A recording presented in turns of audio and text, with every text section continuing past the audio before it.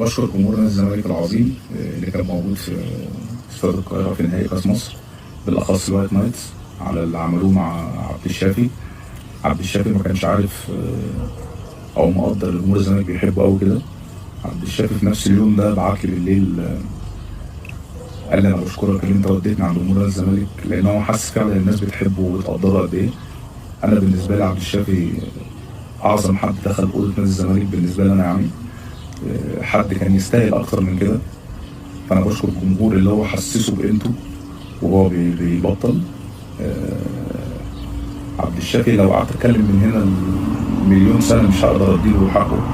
عبد الشافي ياما ضحى عشان الزمالك وعمل كتير ناس الزمالك، وعمره ما عمل مشكله، عمره ما اتكلم. فعبد الشافي احنا اللي بنشكرك انك كنت موجود معانا في اوضه اللبس، كابتن وقائد، وحتى لو الناس ما تعرفش انت بتعمل ايه بره، بس احنا كلعيبه وفي الاوضه عارفين انت قد ايه كنت مهم بالنسبه لنا. واوضه نادي الزمالك هتفقد كتير قوي قوي قوي اللي انت مش هتبقى موجود فيها. واحد تاني عايز اتكلم عليه برضه حمزه المسلوسي.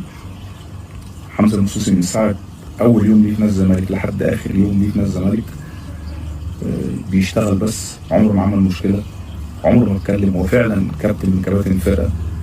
حسينا ان هو واحد مننا من ساعه ما دخل.